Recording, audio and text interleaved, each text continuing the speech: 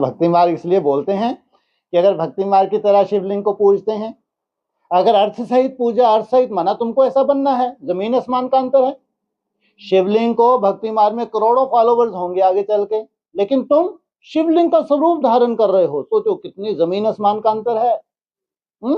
तुम वैसा स्वरूप धारण करने की मेहनत कर रहे हो कि शून्य में जाके निसंकल्प होके हमको अपने पांचों तत्वों को ऐसा सतो प्रधान बनाना है। अगर वो सदा ही धरा पे हैं तो तुम्हारी लंबी आयु, आयुष्मान भव क्यों नहीं हो सकता, जब तक तुम पूरी सृष्टि के रहस्य को नहीं जान लो। तुम उस ज्योति में क्यों नहीं समा सकते भाई? कहते हैं ज्योति ज्योत समाना। ये क्या है ज्योति ज्योत समाना? माना निसंकल्प होना। तो वही आनंद जो परमानंद में सदा है, वो तुम उस परमा आनंद को क्यों नहीं प्राप्त कर सकते? कहते हैं ब्रह्म में लीन होना। अरे ये जो पांच तत्व हैं इनको तुमने कंट्रोल कर लिया, छठा ब्रह्म में तत्व तुम्हारे लिए क्यों नहीं है? जो बड़े बड़े सन्यासियों ने कोशिश की किसमें लीन होने की? उस ब्रह्म तत्व में लीन हो जाए। ब्रह्म छठा महतत्व, सोचो वो तुम्हारे सामने हो। वो है छठा ब्रह्म महतत्व, तुम्हारे सामने है, क्योंकि तुमने पांचों तत्वों को छोड़ दिया या जीत लिया। ये है तुम्हारी यात्रा। तो भक्ति मार्ग में लेना माना पूजा पाठ करना। भक्ति मार्ग में केवल महिमा होती है शिवलिंग की, लेकिन स्वरूप बनने की बात नहीं होती। इसलिए तुमको क्या कहते हैं? तुम बच्चे हो। तुम्हारी जब सृष्टि की शुरुआत होती, मैं तुम्हारा क्या हूं? बाप हूं। सोचो, चलो दादा कह लो, है? हाँ, तुम्हारा बाप मेरे से निकला है? फिर उससे पूरी वंशावली निकली है। तो शब्द कौन सा आया उनके लिए? दादा शब्द आया। तो सोचो कहाँ तुम्हारा संबंध, वो कहाँ भगवान है, ईश्वर है, प्रभु है? जमीन आसमान का अंतर है। बाप के रूप में माना रिलेशन, उससे मिलना है तुमको। सोचो तुम ललायत हो, आज नहीं तो कल उससे मिलना है। कोई ललायत नहीं होंगे दुनिया में। अगर उनको साक्षात्कार हो गया तो बहुत बड़ी बात उनके लिए। अगर उनको शिवलिंग का साक्षात्कार हो गया तो जैसे कि सब कुछ पा लिया। अरे कुछ नहीं, फोकट थे, फोकट हो और फोकट ही मरोगे। वो कहाँ शिवलिंग का स्वरूप धारण करना, माना पूरी सृष्टि को हप कर लेना। जमीन आसमान का अंतर है। इसको है भक्ति मार्ग मुर्दाबाद और ज्ञान मार्ग जिंदाबाद। क्योंकि अगर तुमको जानकारी मिली है तो किस लिए? सदा जीते रहो। अगर कोई 5000 वर्ष जी सकता है तो तुम घोर अज्ञान की रात्रि हो रही होगी, मृत्यु का ढेर लग रहा होगा, तो तुम क्यों नहीं जीवित रह सकते भाई? इसको कहेंगे अर्थ सहित। उस वक्त तो कैमरा भी नहीं था। जिस वक्त जिन्होंने उनसे मुलाकात की तो उन्होंने वो पोस्टर बनाया है, उस वक्त तो कैमरा नहीं था ना, है ना? किसी व्यक्ति को अगर देखा जाए तो जो आपने आंखों से विजन जो देखा है उसका तो एक काल्पनिक चित्र बनाया जा सकता है, क्यों नहीं बनाया जा सकता? इन आंखों से अगर आपने देखा है और मुलाकात की है तो उसका चित्र क्यों नहीं बनाया जा सकता? सोचो, आज का तो ऐसे ऐसे आर्टिस्ट हैं, अगर किसी चोर को थोड़ा सा या कोई भी ऐसा डकैत हो, उग्रवादी हो, अगर एक बार उसकी तुमने फीचर्स देख लिए तो तुम थोड़ा थोड़ा बनाओगे, पूरा वैसा पोस्टर बना देंगे। सोचो कितनी बड़ी बात है ये। तो अगर इस धरा पे जिन्होंने देखा है, मुलाकात की है, तो कैसे क्यों नहीं उसका पोस्टर बना सकते भाई? लेकिन ये तुम्हारे लिए क्या है? तुम्हारे लिए क्या है?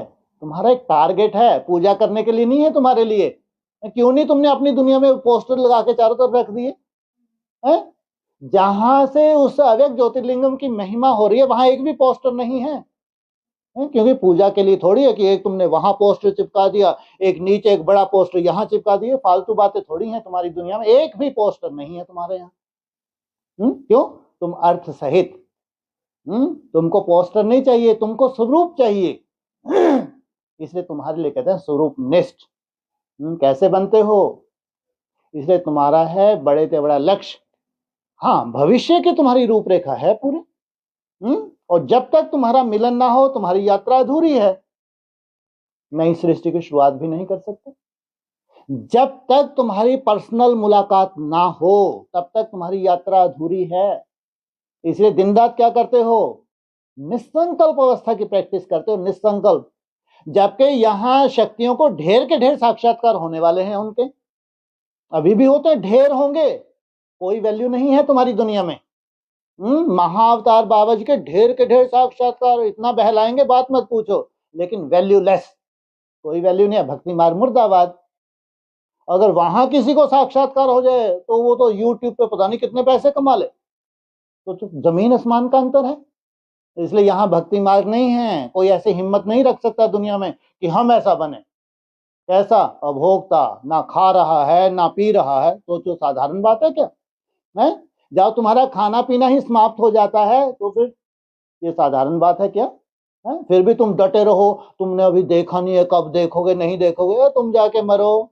है? हम कोई देखने दिखाने के लिए थोड़ी हैं, हमको तो प्रैक्टिकल स्वरूप धारण करना है। जैसे हमारा बाप अव्यक्त है, हमको वैसा बनना है। सोचो ऐसी क्या खुशी है जब तुम ना खा रहे हो, ना पी रहे हो, ना कुछ सुन रहे हो, ना देख रहे हो। हाँ, इतना आनंद है कि तुम किससे डिस्कस भी नहीं कर सकते। अरे कुछ तो मिल रहा होगा, या हठ योग कर रहे हो अंदर बैठ के? हठ योग में कौन सी सिद्धि प्राप्त करके तुमको दुनिया को दिखाना है? सोचो कुछ तो साइलेंस का आनंद होगा। इसलिए हमारे यहाँ भक्ति मार्ग की तरह नहीं है, कि उनसे कोई भक्ति मार्ग की तरह मिले, साक्षात्कार हो जाए।